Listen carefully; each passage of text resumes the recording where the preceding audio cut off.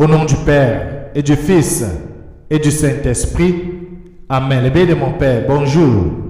Heureux est ma joie de vous avoir en ce matin de lundi de la 15e semaine du temps ordinaire, semaine au cours de laquelle nous allons continuer à lire les textes de l'année impaire. Je suis aussi heureux de savoir que hier, dimanche, premier jour de la semaine, le jour où le Christ est ressuscité d'entre les morts, 8e jour de la semaine, le jour où les disciples se réunissaient pour fraterniser, pour célébrer l'Eucharistie. Et j'imagine que chacun et chacune, nous sommes allés célébrer l'Eucharistie avec nos frères et sœurs, écouter la parole de Dieu, prier et intercéder pour chacun de nous, pour les membres de nos familles, pour la communauté, ainsi que pour toute la société. Nous sommes appelés, les bénis de mon Père, à proclamer l'Évangile. Et c'est pour cela que Jésus-Christ envoie chacun et chacune en mission. Et cette mission commence le jour de notre baptême.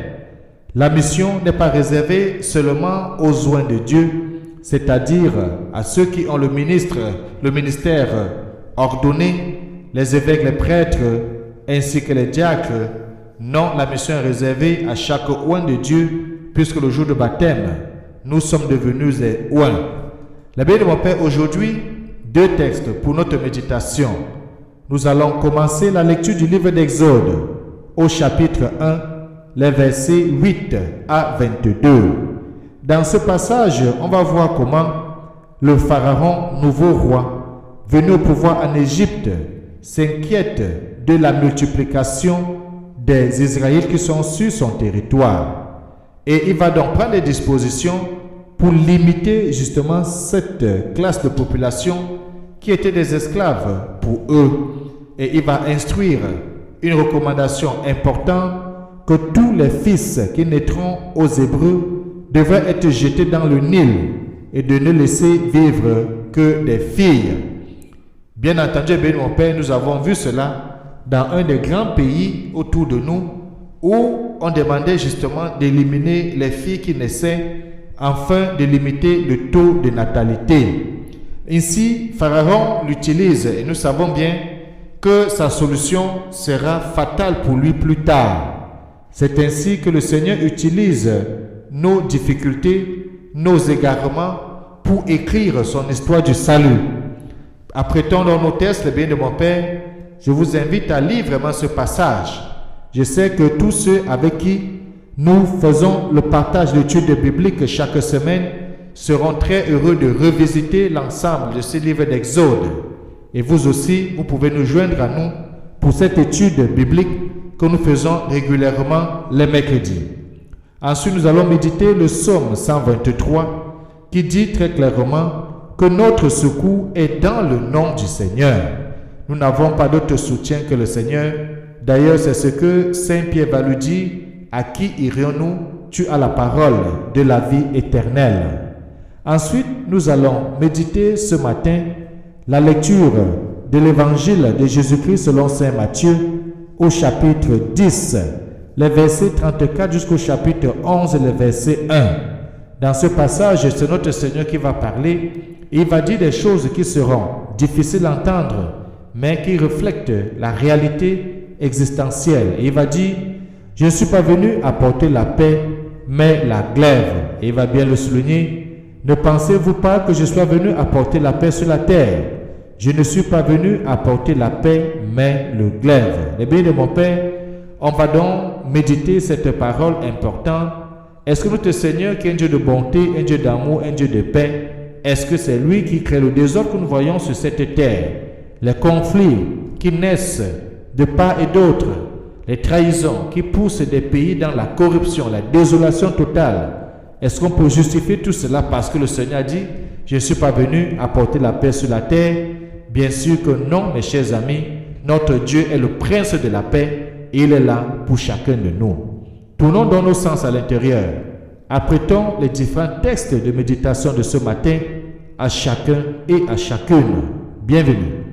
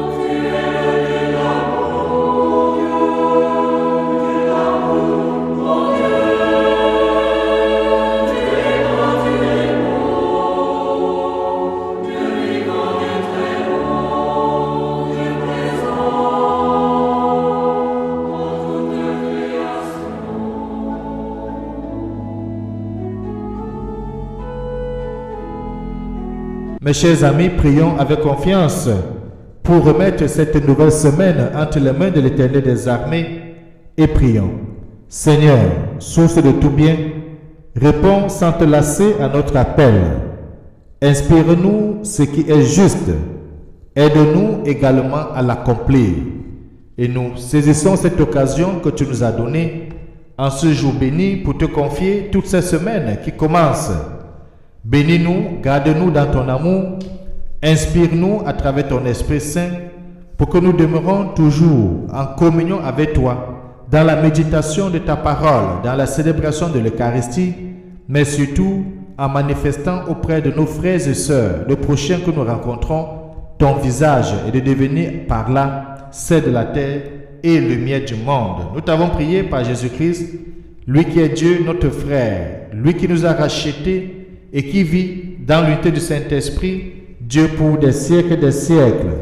Amen. Le bien de mon Père, nous pouvons chacun mettre une pause, ouvrir maintenant sa Bible et de lire le livre d'Exode au chapitre 1, les versets 8 à 22. Après cette lecture, méditons ensemble le psaume 123. Notre secours est dans le nom du Seigneur. Et après la méditation du psaume, nous allons proclamer l'évangile de Jésus-Christ selon saint Matthieu au chapitre 10, les versets 34 jusqu'au chapitre 11, les versets 1. Bonne méditation. Sans le Seigneur qui était pour nous, qu'Israël le redise.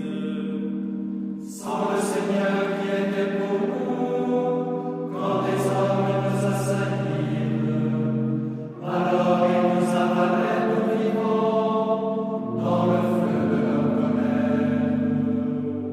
Alors le flot passait sur nous, le torrent nous submergeait. Alors nous étions submergés par les flots en furie.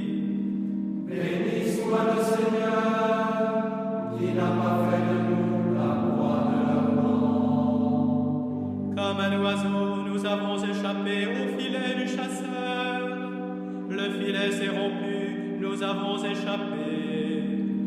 Notre secours est le nom du Seigneur qui a fait le ciel et la terre. Alléluia, Alléluia, Alléluia, Alléluia,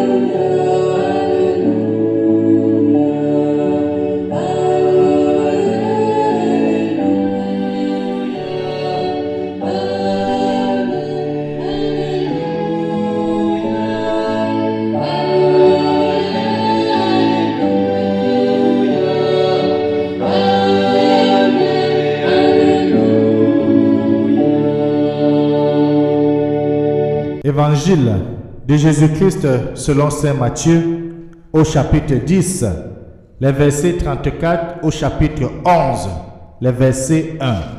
En ce temps-là, Jésus disait à ses apôtres, « Ne pensez pas que je sois venu apporter la paix sur la terre.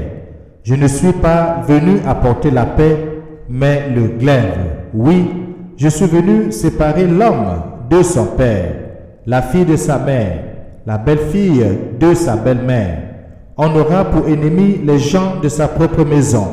Celui qui aime son père ou sa mère plus que moi n'est pas digne de moi. Celui qui aime son fils ou sa fille plus que moi n'est pas digne de moi. Celui qui ne prend pas sa croix et ne me suit pas n'est pas digne de moi. Qui a trouvé sa vie la perdra. Qui a perdu sa vie à cause de moi la trouvera. Qui vous accueille m'accueille, et qui m'accueille accueille celui qui m'a envoyé. Qui accueille un prophète en sa qualité de prophète recevra une récompense de prophète. Qui accueille un homme juste en sa qualité de juste recevra une récompense de juste. Et celui qui donnera à boire même un simple verre d'eau fraîche à l'un de ses petits en sa qualité de disciple, amen, je vous le dis, non, il ne perdra pas sa récompense.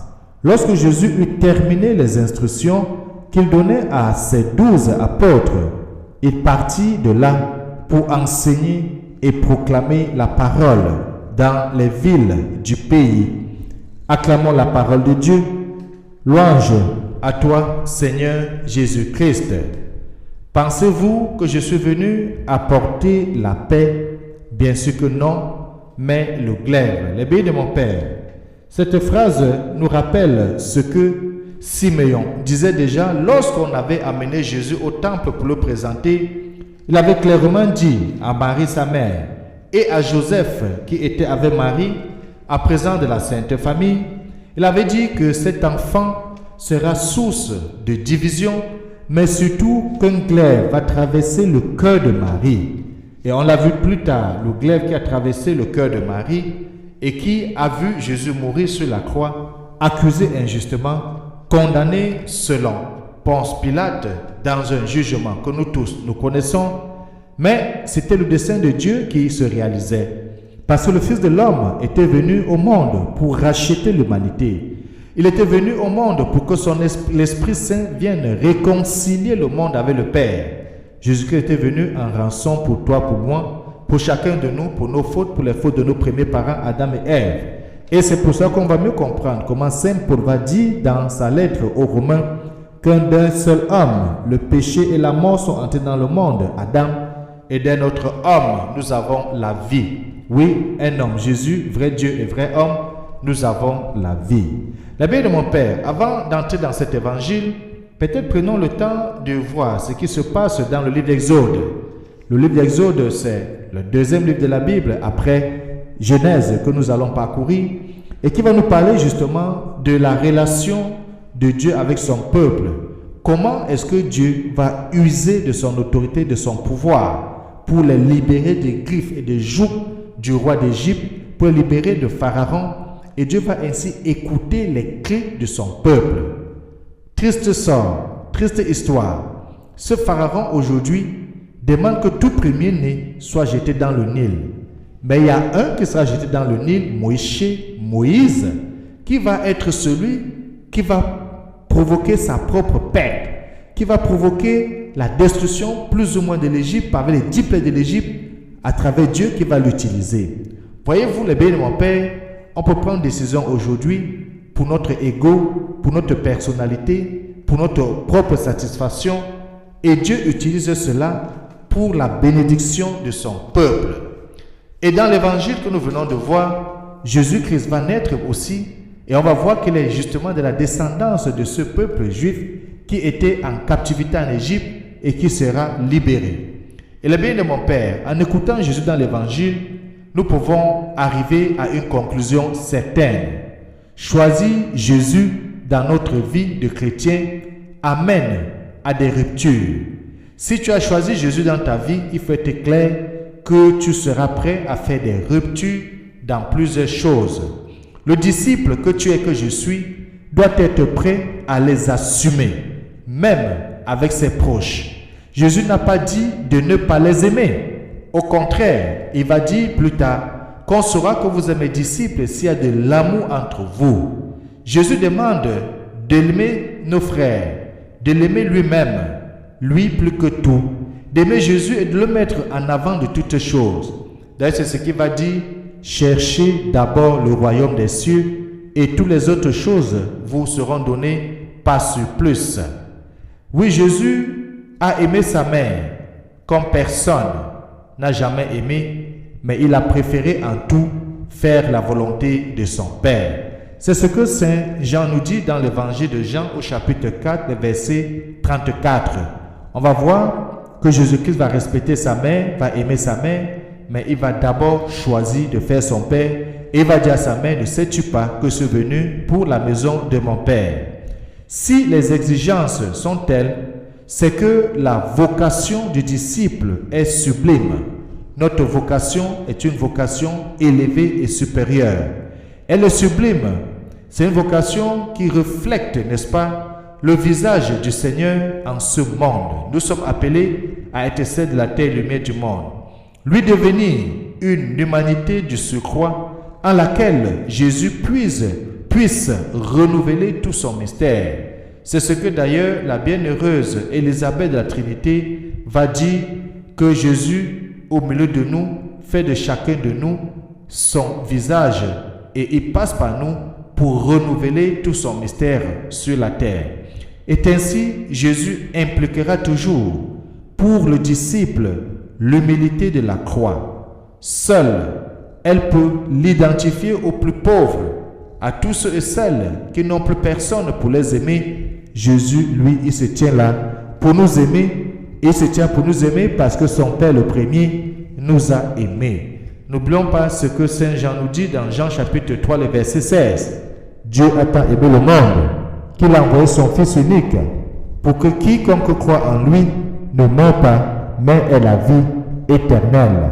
Prions donc au cours de cette semaine que le Seigneur nous garde dans son amour et que nous aussi nous puissions garder l'amour à l'égard du Seigneur, mais surtout à l'égard de nos frères, lui qui est Père, Fils et Saint-Esprit.